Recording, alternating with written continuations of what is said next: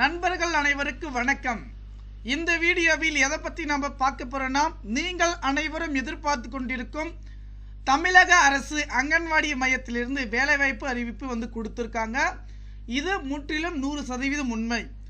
மொத்தம் 3 விதமான பதவிகள்.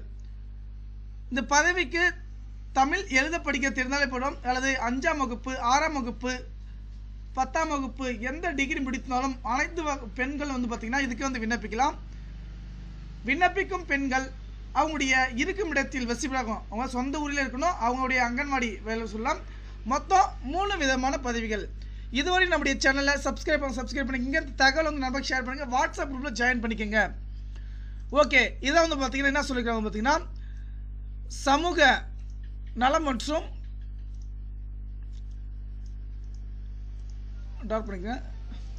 சமூக நலம் மற்றும் மகளிர் உரிமை புரட்சி தலைவர் எம்ஜிஆர் சத்துணவு திட்டத்தில் பார்த்தீங்கன்னா 8997 சமய உதவியாளர் காலி பணியிடங்கள் தொகுப்பூதியம் அடிப்படையில் கவுன்சிலர் பேஸ் அரசாங்கம் விட்டுருக்காங்க. என்னைக்கு விட்டுருக்காங்க பார்த்தீங்கன்னாக்கா 13/3/2025 திருவள்ளுவர் ஆண்டு, ஓகேங்களா, 13ஆம் தேதி ரிலீஸ் பண்ணியிருக்காங்க. இன்றைக்கி தான் பார்த்தீங்கன்னா 13ஆம் தேதி இந்த சர்க்கிளை கொடுத்துருக்காங்க. அதன் பிரகாரம் பார்த்தீங்கன்னா ஃபஸ்ட்டு பார்த்தீங்கன்னா 3000 ரூபாய் தான் ஊதியம், ஓகே, நிற்பானை.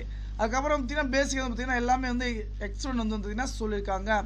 முதலமைச்சர் நிதி எல்லாத்துக்கும் அமைச்சிருக்காங்க. இப்போ இதுக்கு விண்ணப்பிக்க அப்ளிகேஷன் டிஸ்கிரிப்ஷன் கொடுத்துருக்க பாருங்க. இப்போ நம்ம பார்க்குறது பார்த்தீங்கன்னா இந்த அப்ளிகேஷன் என்ன அப்ளிகேஷன் பார்த்தீங்கன்னாக்கா, நமக்கான அப்ளிகேஷன் பார்த்தீங்கன்னாக்கா ஒருங்கிணை கொள்கை பார்த்தீங்கன்னா அங்கன்வாடி உதவியாளர் பணியிடம், ஓகேங்களா. இதற்கு இந்த அப்ளிகேஷன் பிரிண்ட் எடுத்துக்கோங்க, ஃபோட்டோ ஒட்டிக்கோங்க.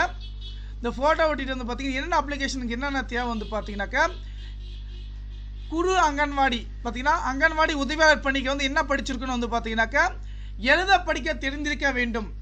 விண்ணப்பதாரர் விண்ணப்பிக்கும் அன்று 20 வயது முதல் 40 வயதுகள் இருக்க வேண்டும். விதவை, ஆதரவற்ற விதவை, கணவன் கைவிடப்பட்ட 5 வயதுக்குட்பட்ட இருக்க வேண்டும் சொல்லியிருக்காங்க. விண்ணப்பதாரர் விண்ணப்பிக்கும் மையத்தின் அருகில் வசிப்பவராக இருக்க வேண்டும். விதவை, கணவன் கைவிடப்பட்டோர் அவர்களுக்கு பார்த்தீங்கன்னா சான்று வலிக்கும் சொல்லியிருக்காங்க. தாழ்த்தப்பட்ட வகுப்பினர் வகுப்பு பிற்பட்ட வகுப்பினர் என்பதற்கான சான்று இருக்குன்னு சொல்லியிருக்காங்க. ஆவணங்கள் மட்டும், ஓகேங்களா, வர ஆஃபீஸ் யூஸ் பார்த்தீங்கன்னா வயது சான்று, பள்ளிச்சான்று இருக்கு இல்லை, ஆம் அன்று இல்லை. அதுக்கப்புறம் பார்த்தீங்கன்னா விதவை, கணவன் கைவிடப்பட்டவர்கள் சான்று, இருப்பிடச் சான்று, பிறச்சான்று இருக்குன்னு சொல்லியிருக்காங்க. ஓகே, இதுக்காக பார்த்தீங்கன்னா இது எங்கே கொடுத்துருக்காங்க பார்த்தீங்கன்னா, விண்ணப்பதாரர் இருப்பிடத்துக்கு அருகில் உள்ளவராக இருத்தல் வேண்டும். வளர்ச்சி அலுவலர்கள் அனுமதி அணுகி விண்ணப்பிக்கலாம். அதுக்கப்புறம் பார்த்தீங்கன்னா அடுத்த அப்ளிகேஷன் பார்த்தீங்கன்னா முதன்மை அங்கன்வாடி உதவியாளர் பணியிடம். இதற்கு பார்த்தீங்கன்னா என்ன படிச்சிருக்கோம் பார்த்தீங்கன்னா, இதுக்கு நீங்கள் 10ஆம் வகுப்பு படிச்சிருக்கணுங்க. 10ஆம் வகுப்பு படிச்சிருக்கணும். இதுக்கு 25 வயசுலேருந்து 35 வயசுக்குள்ள இருக்குன்னு சொல்லியிருக்காங்க. அதன் பிறகு பார்த்தீங்கன்னா இதுக்கு வயசு பார்த்தீங்கன்னா குறைந்தபட்சம் எதில் சொல்லியிருக்காங்க பார்த்துக்கோங்க. அதன் பிறகு இதுக்கு வயது சான்று, 10ஆம் வகுப்பு சான்றிதழ், விதவெற்ற பார்த்தீங்கன்னா இருப்பிடச் சான்று, வேலைவாய்ப்பு எம்ப்ளாய்மெண்ட்டில் பதிவு பண்ணியிருக்கணும் அந்த சான்று இருந்தாலே போதும்னு சொல்லியிருக்காங்க. அடுத்தது பார்த்தீங்கன்னா குறு அங்கன்வாடி விண்ணப்பம், ஓகேங்களா.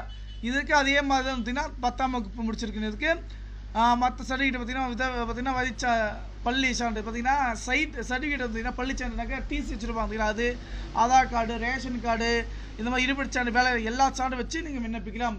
ஏதாவது டவுட்னா வாட்ஸ்அப் டிஸ்கிரிப்ஷனில் லிங்க் செக் பண்ணி பார்த்துக்குங்க.